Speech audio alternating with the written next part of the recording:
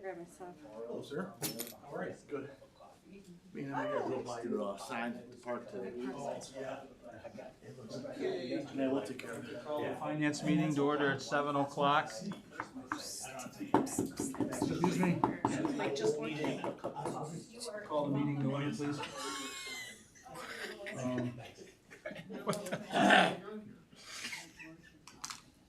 Call the finance meeting together at 7 o'clock. In attendance are Councilwoman Gilchrist, Councilwoman Heeman, Councilman Madden, Committee Member Mari, Committee Member Starl, Councilman Shimsky, the Mayor, Law Director, Finance Director, is HR here? Oh, Safety Director, Service, Chief of Staff, and guests. First item on the agenda, we have two, is Resolution 2025-96, a resolution directing the fiscal officer of Cuyahoga County to pay the city of North Olmsted, Ohio during the year 2026, all money due and owing said city from any collection source and declaring emergency. Mayor, who will be talking on this? Yes. Yes, Mr. Chair, this is, we have to pass this resolution every year. It's basically telling the county to pay us all the money due and owing, including advances, for our taxes so that we can get them in chunks rather than waiting till the end of each half. So that comes in handy. So, and local government funds come to the county, any grants that we have, things like that. So it's a good thing. Okay, thank you. Let the record reflect Councilman Lumpert is here. Okay, me personally, I don't have any questions. It's just a formality. We do it every year. Mr. Murray. Just one general question, just for my own information. If we did not pass this resolution or do this resolution, would we not be paid, or would they, I'm just curious for my own information. So does every I've never not community do passed this it. probably? Well, I'm not even meaning, I'm not saying we wouldn't pass it. I'm not saying we wouldn't pass it, but if this was not done, would we not be paid? Let's find out. Yeah. That's what we've always been led to believe. That's what we've been told, but I think it's more, I mean, it's more for advances, I think, Okay. and getting those dollars as they come in rather than, but I can find out for you if you'd like, but I'm not, No, that's okay. that doesn't mean I'm recommending not passing No, it and I see. wasn't saying that, I wasn't saying that either, I just, for my own information, Yeah, I'm no, curious. you know what, So, thank you. I'm just question, taking them 'cause at their I word. don't Yeah, let's not find out. Anything else from committee, council? Seeing none at this time, I favorably recommend all of council resolution 2025-96 and ask for a second. Second. Thank you. Motion by Mr. Stahl, seconded by Mr. Limpert. All in favor? Aye. Aye. Vote passes 3-0. Okay, the second thing on the agenda tonight for finance is resolution 2025-97. A resolution dispensing with the RFP process and authorizing the mayor to enter an agreement for the professional engineering services with Chagrin Valley Engineering, renewing the terms and conditions of its current agreement with the city through 2028, declaring an emergency. Mayor will be speaking on behalf of. Mr. Chairman, I'll start out, and our chief of staff will also weigh in as well. The services that Chagrin Valley Engineering have provided our city since coming under contract with us a few years ago has quite simply been incredibly beneficial to our city operations and ultimately to our residents. I can't overstate enough how City Engineer Filarski is readily accessible and available to not just staff, but our residents. And we'll go and meet with residents at their homes and talk with them about what is happening and explain things in a way that I've really, quite frankly, not seen a lot of engineers be able to do, which is to speak plainly and explain things in a way that I think makes everyone around him comfortable. He is someone who, when we have a problem, when we have an issue, is willing to get creative and try to figure out a way to fix things. And I will just conclude by saying, if nothing else, the millions of dollars that he saved us on that EQ basin design, it is worth his weight in gold. And I'm pleased to present to council for your consideration a renewal for a 3-year contract. The cost will go up 10%, which is what we're seeing in all areas of finance contracts these days. Since, quite frankly, 2019, the cost of everything goes up.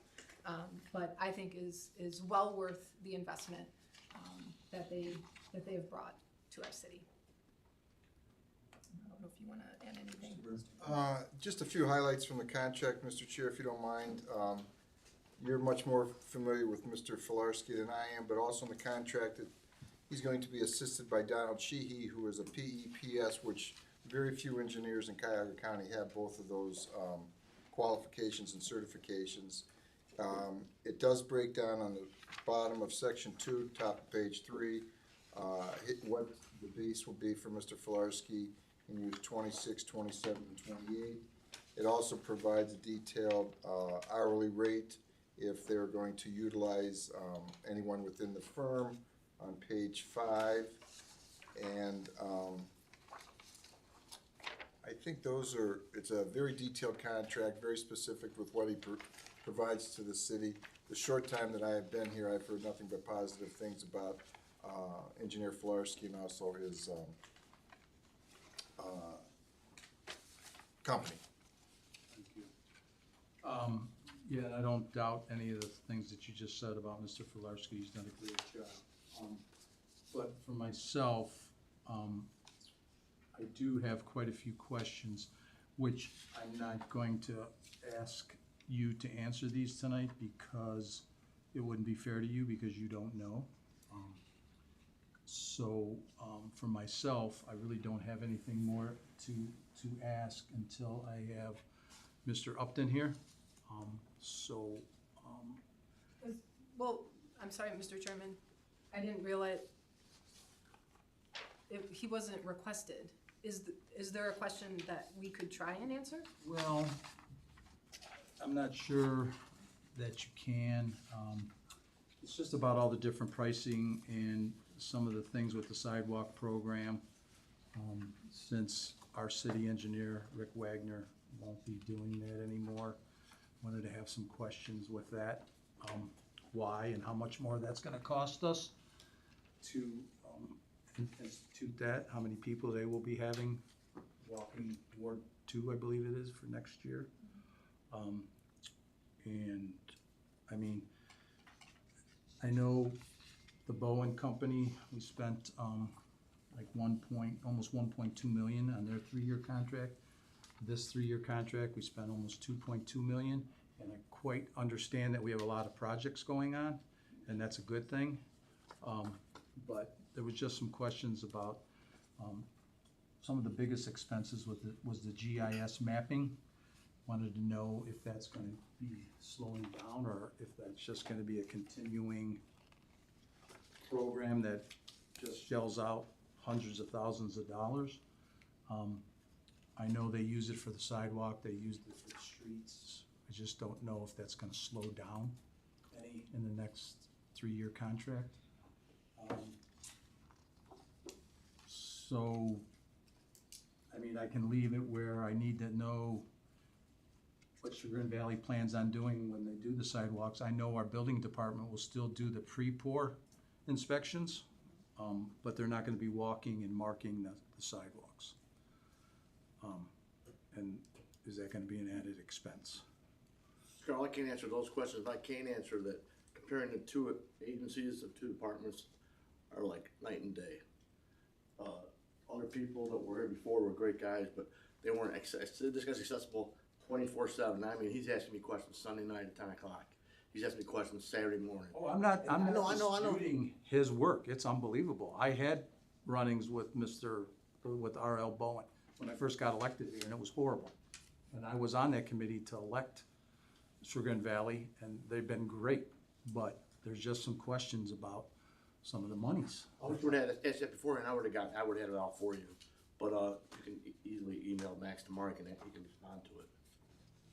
Well, I Well, whatever you tried wanna to do. see him I'm today. sorry, I don't mind I that. tried to see him today, but he's at a conference. I didn't All know. week, yeah. I mean, I'm gonna leave it up to the committee with any of the questions that they might have. Mr. Limpert? I mean, just a comment, and I think I'm perfectly fine renewing without bid, especially, within the first run here, but I know it was also part of the observations when we opened this up for bid, that, you know, it's good to test, just understand what's out there, right? So, I'm never gonna criticize on like a first renewal, right, that we need to go back up for bid, but like, I want us to keep that in mind, that was a big reason that we got rid of, one of the reasons why we went out to bid is because we hadn't done it in quite a while, and it kept coming, so, you know, I think with the first renewal, I don't have that concern right now, but it's just an observation that I'll make in advance of the next review. Well, I wanna make it perfectly clear, I'm not asking for any Right. other people to Yeah. bid or nothing. They're doing a great job. I just had questions about some of the pricing, what's gonna happen with the sidewalk program. Because that kinda was a little bit, I'm not saying, wasn't run maybe properly, or there was some miscommunication with some things, and, I just have questions about that, so, that was, sorry, let him just, go ahead, Mr. Lippert. Oh, I mean, just an observation. I mean, I think if we have a concern about what functions they're doing, then we should certainly visit that as part of like the budget conversation of what are we renewing and at what cost, and what do we want to do with that. But if we're comfortable with them as a vendor, unless we're concerned that those pricing, like we need to renegotiate, like certain. No, it's all function-wise. spelled out here, and I just, you know, these things are, in 2025, the list is extensive. Yeah. And because we're doing a lot of work here, I get it, I understand it, but there's a few things that I wanted to ask. And I'm comfortable if you need to get those answered.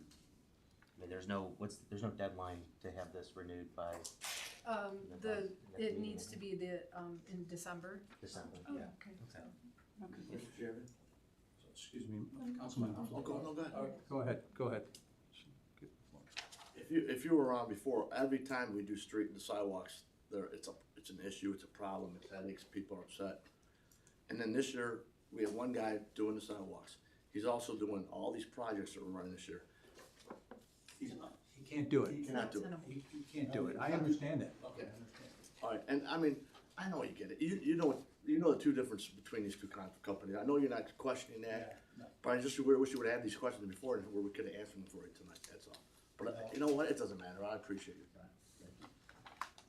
Mayor, you had your hand up. I'm sorry, if the councilwoman, I just wanted to just offer, I mean, we could absolutely, have whoever you'd like to be available to council. If you wanted us to have them come in before your meeting next Tuesday to specifically address, you know, like the sidewalks. And the GIS mapping, I'll just quickly say, that was paid for with ARPA funds. And that you are correct when you're asking about like, will the project step down? Yes, because most of that information then will have been layered in. But there will always be a somewhat of a recurring cost, not nearly what you've seen in the past. But in order to keep up, you know, to keep that technology fed with the right information. So those are just some quick answers. That's Thank you. fine, and my questions were for the director, he's not here. And, yeah, he's gonna, if it's my problem that I didn't ask at the last council meeting to have, I'll name every director to come here, and then everybody will be handled. I didn't think it was a big problem. It's his department area. The person that was doing sidewalks is underneath him, and I just thought he was gonna be here and I was gonna ask him the questions, so that was it. Thank you. One other point that should be noted here, as in with the last contract, is that when we originally went out and solicited proposals from the various engineering firms that were out there, we asked them to pre-bid prices for additional scope of services, which we didn't have under Bowen. It wasn't set up that way. So having done that, then the requirement was for each additional scope of service, it's gotta come back to Board of Control. So there's at least, it's out there. People Another understand, layer. yeah. Yeah, and we're gonna continue to do that here so that there's a record of it. People understand that there's additional services. They were price tested originally, to Mr. Limpert's point. But that's where that comes from. So there's also, when there's an additional scope of service, it always comes to the board and then it's discussed and approved, just so you guys know that. I don't know if you. No, that, or not. I was in on that interview process. Giant crowd that- It's so much better than what we had. I've never doubted that in a second. I just have questions. Ms. Heeman, I'm sorry. Thank you, Mr. Chair. So, you know, I understand the questions that the chairperson, you know, has and wants answers to. And it isn't with regard to the quality. I think we all know that, you know, Chagrin Valley and Mr. Pilarski are beyond comparison to Bowen and those that we had before. But however, there are a lot of projects that are happening, and I am expecting, as the mayor described, that mapping I expected it to drop off. I guess I didn't really think about how much maintenance there would be. So I think that's a valid question. What's the expectation of that portion? And then what other pieces is the economic development director thinking he's gonna have to add as services for all of the projects that he sort of has floating? Like what would the estimates be, for example? I think that that's a good thing to know. And then, of course, when you come to budget, then you know, you've got a starting point already, I suppose. So I think they're valid questions, I really do. Anybody else from committee about council? Go ahead, Mr. Mayor. Just a quick question, I don't know if I should address this to you, but when did we initially retain Chagrin Valley? Or 2022, about 4 months after I got elected in 2022, and I sat in on the interview process. And they've been on boards from 22 through the end of 25. And this new contract's supposed to be from 26, 27, and 28. That's what I think, that's what I'm. Thank you. So at this time, if there's no further questions, then I will recommend to all of council with the economic director to be present for next council meeting for 10 minutes or so. We'll figure the time out. When we have caucus at what time? So like 7 o'clock. And if everyone can be here with any other questions for him. And so You recommend a holding committee then tonight, right? That's your recommendation right now is the holding committee? Yeah, Okay. until we have that meeting at 7 o'clock, so. Second. There's a second. Any questions? All in favor? Aye. Okay. Holding committee until next week, 7 o'clock. That vote was 3-0. And the finance meeting concluded at 7:19.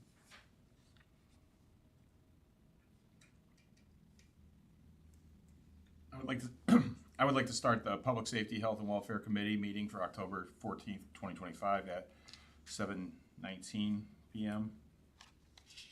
Present are committee members Shemsky, Heeman, and Madden, council members Gilchrist, Limpert, Mari, and Scarl, Mayor Jones, the Chief of Staff, Directors of Finance, Law, Public Safety Service, and guests. On tonight's agenda is one item, Resolution 2025-99, a resolution authorizing the mayor to enter into a 3-year agreement with the city of Bay Village, Ohio, to provide for police emergency dispatch services and declaring an emergency. Mayor, will Director Schofield be speaking on this? She will, but before she goes into details with council, I would just like to say that This agreement that you see before you has actually been a number of years in the works. And I couldn't be more pleased to welcome Bay Village Police into our dispatch center. I think that we've had a number of preliminary meetings with their leadership and our leadership over in our dispatch center, and just as we work now seamlessly with Fairview Park Police and Olmsted Falls and Olmsted Townships Fire and Police divisions, I know that this transition will also go very smoothly. Director. Yes, thank you, Mayor, Mr. Chair, members of the committee. Our dispatch center will begin providing services for Bay Village Police Department on November 13th, 2025. As the mayor mentioned, we've been talking about this for quite some time, but the technical meetings have been occurring for the last several months between our leadership team here from police and fire and dispatch, with the Bay Village mayor, their HRIT director, and their police chief and his leadership. Quite frankly, they would have joined us last year if they could. I mean, they were eager to make the change. Bay Village signed this agreement in mid-September after passing legislation through their city council. And for the rest of the year, once they come on board on November 13th, it will be prorated based off their 2026 annual fee, which will be $262,000. And then just like with the other contracts in 27, 28 and beyond, the fees will go up 3% every year as a steady increase. I'm asking for suspension upon second reading next week due to the time sensitivity, especially for the Bay Village team. As I mentioned, November 13th will get here very quickly, and there's a lot of stuff going on right now, and they'd love to have a fully executed contract, well in advance of the switchover date, as we would as well. So I didn't originally ask for it, but time is flying by. So would appreciate the opportunity to pass on suspension next week. And then just as a quick reminder, Berea Police and Fire will be switched over on December 9th. That agreement's already been signed by everybody and it has been fully executed. And note that these dates are dictated by AT&T. They tell us when they're able to flip all of the switches, if you will, and change over all of the phone lines. So that's where we're at. Director Schofield, so the 262, that will be also the bill for January of 2026? Yes, that will be their 2026 first quarter. total. Yep, and we'll prorate that for the 5-6 weeks until then. So yes, that will be their full contract amount for 2026. And then you said there was a 3%, is there a 3% Starting in every 27. year? Mhm. Okay. And this is based on like per capita or call volume? By call volume, yeah. So we pull data from the computer-aided dispatch system or CAD, and so it's by call data, number of calls for service. Are there any questions from committee? Mr. Madden?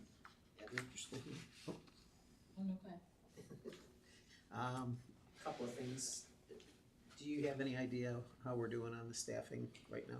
Yes, we are up to 18 full-time dispatchers, and we have 3 part-time, and we've got 2 more in the hopper for interviews. Our goal for this, by the time Berea gets here, is to have 20 full-time, and then 21 next year as the total number of full-time dispatchers.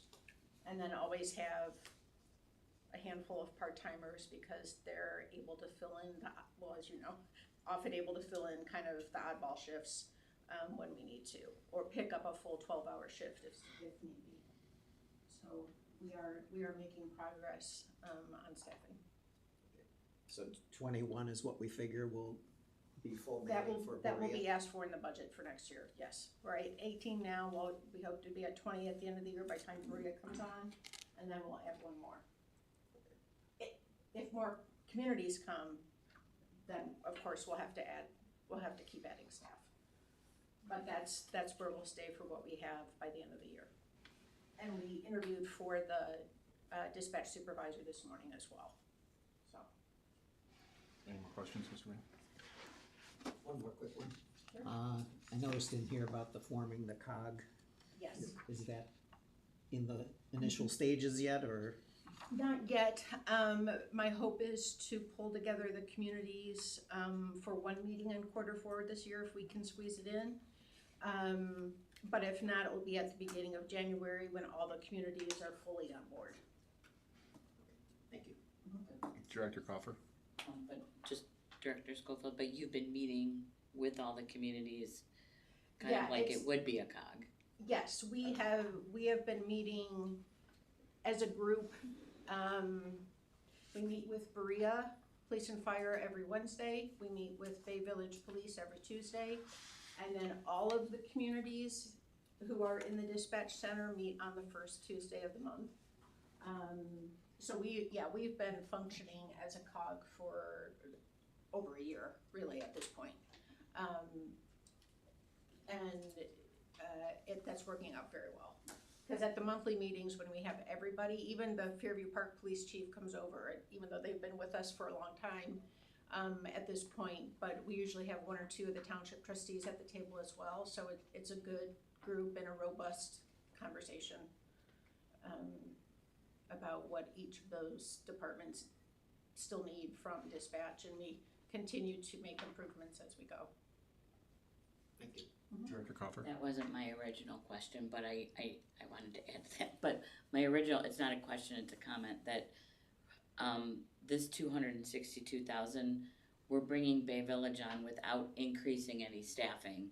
So like Berea, we had to add staff, but we're not here, so it's gonna help in the bottom line. Correct.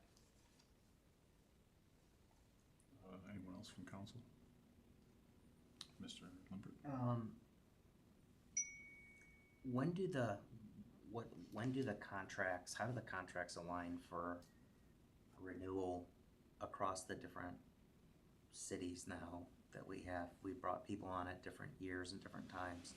Well, we're prorating these communities to come on, so they'll all renew every January. So they're all, okay, so it's They'll gonna all be be annual, calendar so year. everybody's are annual Mhm. renewing in January, Correct. all agreements, okay. And right now, we've set this up initially as a 3-year contract, but the terms of any of this could change through the work of the COG over the next few years. And then eventually all the employees will be employees of that COG versus City of North Olmsted employees. Okay, and okay, follow, so that follows up into my second question is on the COG. So when that COG gets formalized and set up, what's the process as it relates to contracts and all that stuff as it relates to going from the COG to council? We'll be working through all that. So that hasn't been defined yet? We've talked about it, but Okay. Very preliminary.